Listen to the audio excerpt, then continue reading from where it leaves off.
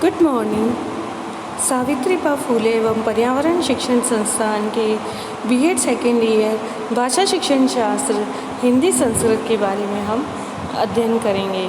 तो हिंदी संस्कृत की भाषा शिक्षण शास्त्र में इकाई द्वितीय के बारे में हम जान रहे थे। इकाई द्वितीय में शिक्षण हेतु शिक्षण अधिगम सामग्री के बारे में हम विस्तार से जानेंगे, जिसमें हमने पहले दृश्य श्रव्य सामग्री के बारे में अध्ययन किया था।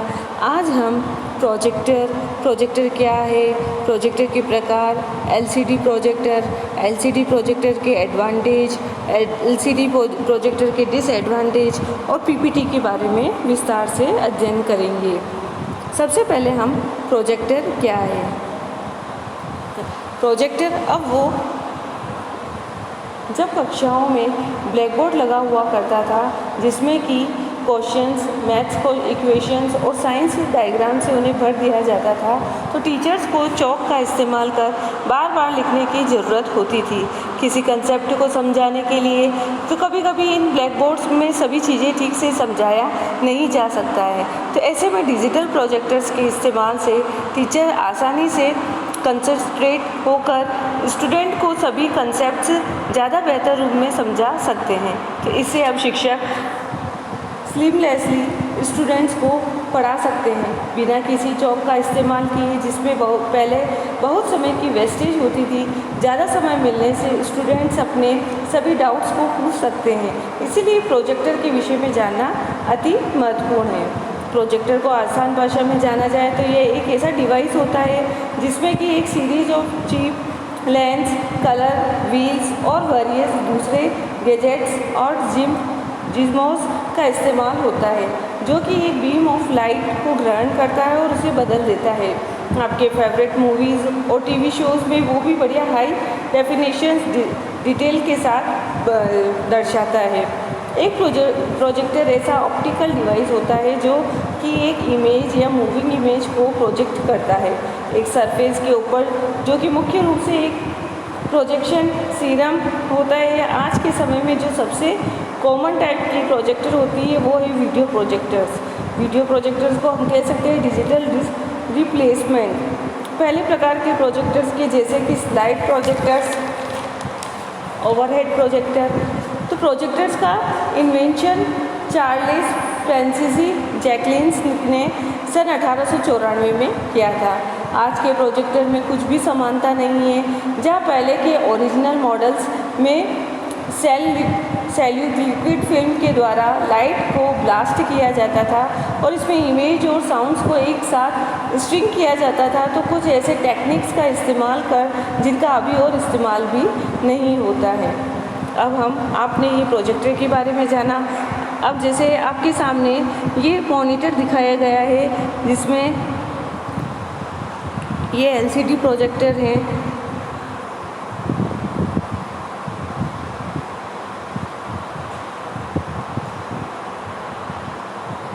आप सभी इसके बारे में अच्छी तरीके से जानते होंगे कि ये एक तरीके का एलसीडी प्रोजेक्टर है, जो प्रोजेक्टर का ही एक पार्ट होता है,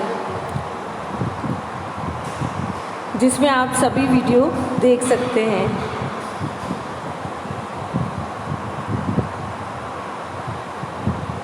अब है प्रोजेक्टर के प्रकार। प्रोजेक्टर्स को वैसे तो कई प्रकार के होते हैं, लेकिन तीन जो सबसे ज़्यादा इम्पॉर्टेंट होते हैं वो है डीएलपी, जिसे डिजिटल माइक्रो मिरर डिवाइस कहते हैं।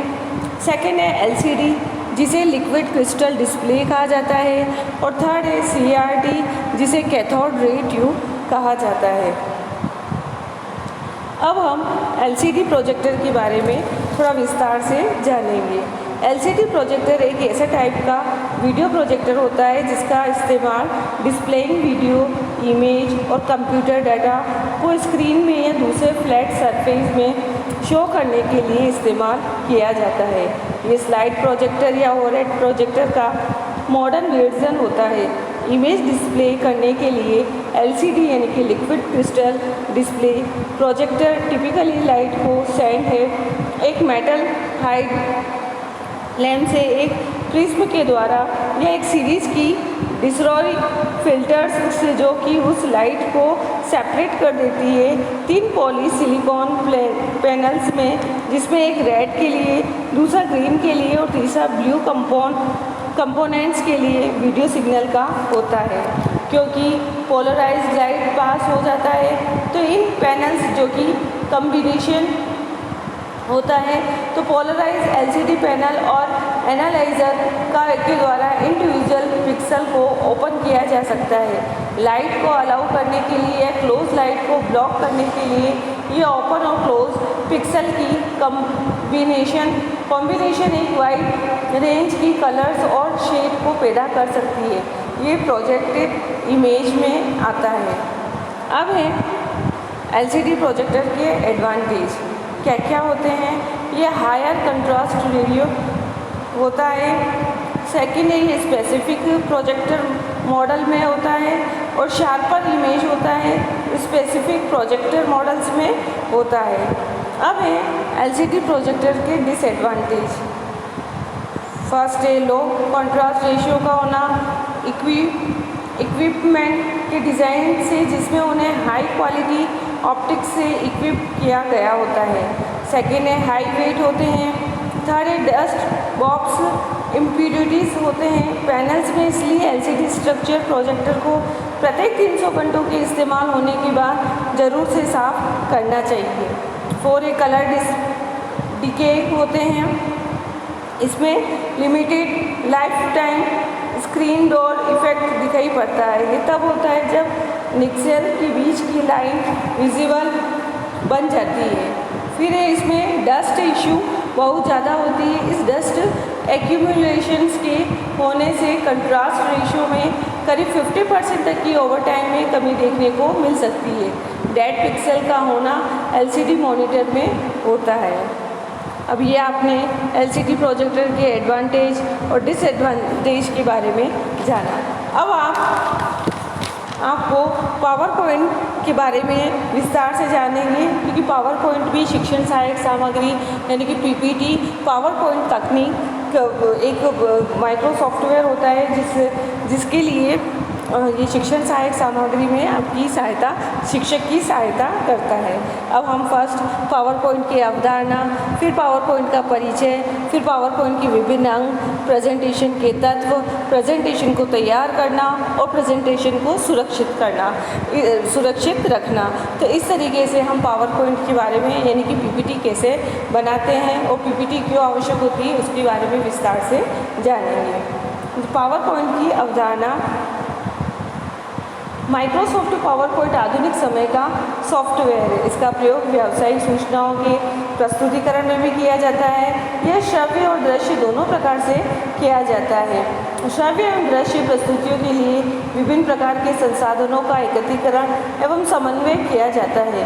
इस प्रकार की प्रस्तुतियों के लिए विभिन्न प्रकार की योजनाएं बनानी पड़ती थी। प्रदर्शन के लिए विभिन्न प्रकार की स्लाइडों का निर्माण करना सरल कार्य नहीं था। इसके लिए पूर्व नियोजन आवश्यक था। इस कार्य को विभिन्न चरणों में पूर्ण करना होता था। इस कार्य को करने के लिए उसे 5 व्यक्तियों का सहयोग भी प्राप्त करना पड़ता था, जो कि अपने क्षेत्र में विशेषज्ञ होते थे। अतः पावर पॉइंट के खोज से पूर्व दृश्य प्रस्तुतियों के निर्माण एवं प्रदर्शन में अनेक प्रकार की कठिनाइयों का सामना करना पड़ता था। धीरे धीरे पावर पॉइंट की जब खोज हुई तब सरलतम रूप में होने लगा और वर्तमान समय में ये कार्य कम समय में होता है तथा एक ही व्यक्ति द्वारा संपन्न किया जाता है। कार्य की गुणवत्ता एवं प्रस्तुतिकरण में भी अभूतपूर्व वृद्धि हुई है। इस प्रकार पावर पॉइंट भी आधुनिक युग के लिए वरदान साबित होता है। अब है पावर पॉइंट का परिचय। पावर पॉइंट का परिचय में सबसे पहले हम पावर पॉइंट का प्रारंभ करना, auto content wizard, black presentation और विद्यमान प्रस्तुतिकरण को खोलने के बारे में जानेंगे। पावर पॉइंट सॉफ्टवेयर को उपयोगिता एवं कार्यक्षमताओं के आधार पर बहुत अधिक प्रसिद्धि भी प्राप्त हो रही है, क्योंकि इसकी कार्यक्षमता को ज़्यादा उत्तरदायी माना गया है। इसके लिए पावर पॉइंट के परिचय के लिए हम कुछ बिंदुओं का यहाँ विस्तार से अध्ययन करेंगे। फर्स्ट है पावर पॉइंट का प्रारंभ करना, starting of power point. Power point को प्रारंभ करने के लिए स्क्रीन पर प्रदर्शित विकल्पों में से अपनी आवश्यकता के अनुसार विकल्प चुन सकते हैं। स्टार्ट के बटन पर सबसे पहले क्लिक करें। इसके बाद प्रोग्राम विकल्प पर जाएं। इसके बाद पावर पॉइंट प्रारंभ हो जाएगा, जिसे आप बॉक्स में सरलतापूर्वक देख सकते हैं। इस प्रकार जब भी पावर पॉइंट प्रारंभ करता है इसी प्रकार की प्रक्रिया अपनानी होगी। सेकेंड है ऑटो कंटेंट विजार्ड। इसके माध्यम से एक ऐसे विजार्ड को प्राप्त किया जा सकता है जिसमें पूर्व रचित घटक समाहित होते हैं। इन घटकों की सहायता से ही प्रस्तुतिकरण को तैयार किया जा सकता है। इनका प्रयोग भी आवश्यकता अनुसार किया जा सकता है। फिर थर्ड है ब्लैंक प्रेजेंटेशन। इसके अंतर्गत डिज़ाइन के घटकों का प्रयोग न करते हुए, घटक यानी डेटा न करते हुए एक नया प्रस्तुतिकरण तैयार किया जा सकता है। प्रस्तुतिकरण के लिए आप अपनी इच्छानुसार नए डिज़ाइंस तैयार कर सकते हैं और इसके द्वारा एक नया डिज़ाइन टेम्पलेट भी तैयार किया जा सकता है। फिर फोर्थ है विद्यमान प्रस्तुतिकरण को खोलना, ओपन एंड एक्साइटिंग प्रेजेंटेशन। इसके द्वारा आप उपस्थित प्रस्तुतिकरण को खोल सकते हैं तथा आवश्यकता अनुसार प्रयोग कर सकते हैं। यह विकल्प प्रस्तुतिकरण को खोलने में सहायता करता है। इसमें सर्वप्रथम पावर पॉइंट प्रोग्राम को खोलें तथा ओपन एक्साइटिंग प्रेजेंटेशन विकल्प पर क्लिक करें। यदि पावर पॉइंट प्रोग्राम खुला हुआ है तो दो विकल्प आपके सामने आएंगे, फाइल एवं ओपन। इन दोनों में से ओपन विकल्प पर क्लिक करना है। ये देखिए आपके सामने पावर पॉइंट की इमेज बताई गई है कि इसको कैसे क्या करना है। इस तरीके से होती है।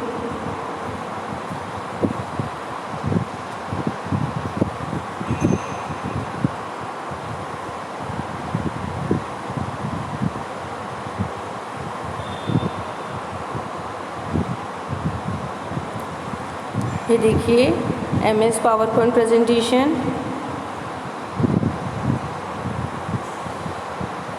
किस तरीके से प्रेजेंटेशन किया जाता है।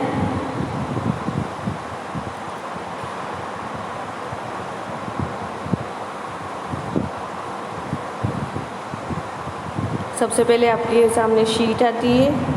स्लाइड पर क्लिक करके आपको जो भी मैटर लिखना होता है उस पर लिखा जाता है और आपकी स्लाइड बनकर जब तैयार होती है वो पावर पॉइंट यानी कि PPT कहलाती है।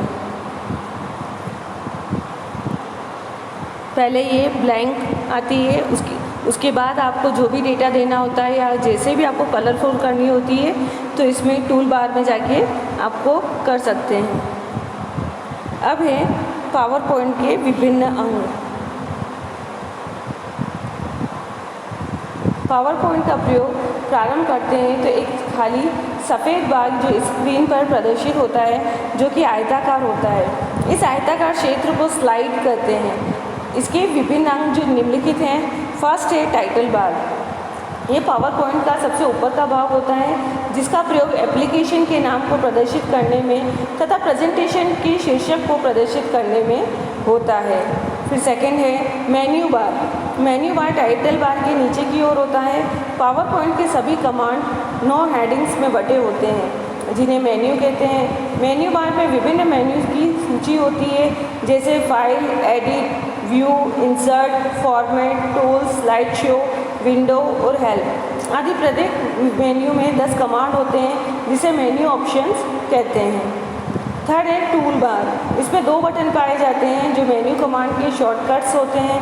सबसे अधिक प्रयोग में आने वाले tool bar standard tool bar तथा फॉर्मेटिंग टूल बार है। स्टैंडर्ड टूल बार प्रयोग नए प्रेजेंटेशन तैयार करने एवं आरंभ करने में किया जाता है। अब फोर्थ है स्टेट बार। स्टेट बार में ये पावर पॉइंट की प्रेजेंटेशन का वर्तमान विवरण प्रस्तुत करता है। वर्तमान समय में प्रदर्शन में इसका प्रयोग सरलतापूर्वक किया जा सकता है तथा प्रदर्शन की स्थिति का समय समय पर मूल्यांकन किया जा सकता है। फिफ्थ है टास्क पेन। टास्क पेन एक प्रकार का छोटा विंडो है जो उन सभी कमांडों की सूची प्रस्तुत करता है जो प्रेजेंटेशन के कार्य में सामान्य रूप से प्रयोग किया जाते हैं। अब ये प्रेजेंटेशन के तत्व। पावर पॉइंट का उपयोग करने से पूर्व उसके कुछ प्रमुख तत्व भी पाए जाते हैं जो कि बहुत इम्पॉर्टेंट होते हैं। उसमें फर्स्ट है स्लाइड। ये पावर पॉइंट का प्रमुख तत्व है जिसकी प्रमुख भूमिका होती है और एक प्रेजेंटेशन में अनेक स्लाइडों का प्रयोग किया जा सकता है। जिस प्रकार एक पुस्तक में अनेक पृष्ठ होते हैं, ठीक उसी प्रकार एक प्रेजेंटेशन में अनेक स्लाइड्स का प्रयोग किया जाता है। इन विभिन्न स्लाइड्स में चित्र, आर्ट एवं सारणियाँ होती है, जिनमें एनिमेशन, ऑडियो और वीडियो क्लिप्स भी जोड़ सकते हैं। आउटलाइंस, इनका प्रयोग प्रेजेंटेशन में प्रमुख होता है। प्रयुक्त स्लाइड्स को एडिट कर पुनर्व्यवस्थित करने के लिए भी किया जाता है।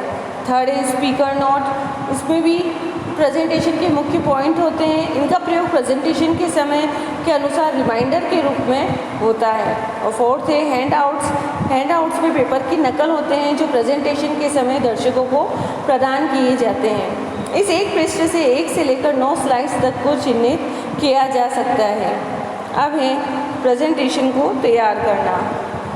प्रेजेंटेशन को तैयार करते समय हमें ये ध्यान रखना चाहिए कि सर्वप्रथम फाइल मेन्यू में प्रवेश करेंगे तथा न्यू पर क्लिक करते हैं। इसके बाद स्क्रीन पर न्यू प्रेजेंटेशन टास्क पेन दिखाई देगा, जिसमें अनेक ऑप्शंस होंगे।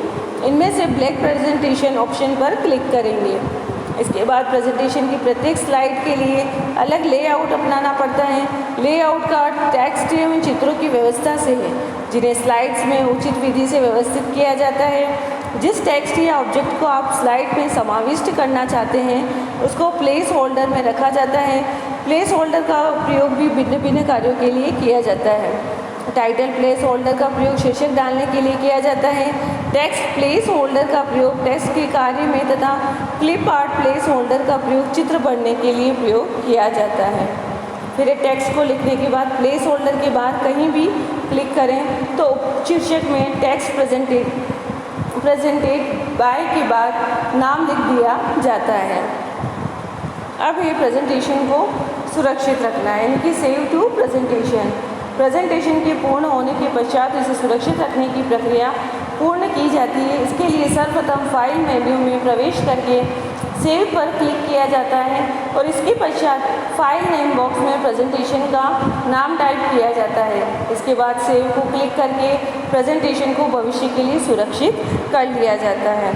इस तरीके से आज हमने शिक्षण सहायक सामग्री यानी कि शिक्षण अधिगम सामग्री में हमने LCD, प्रोजेक्टर और PPT के बारे में जाना। Thank you.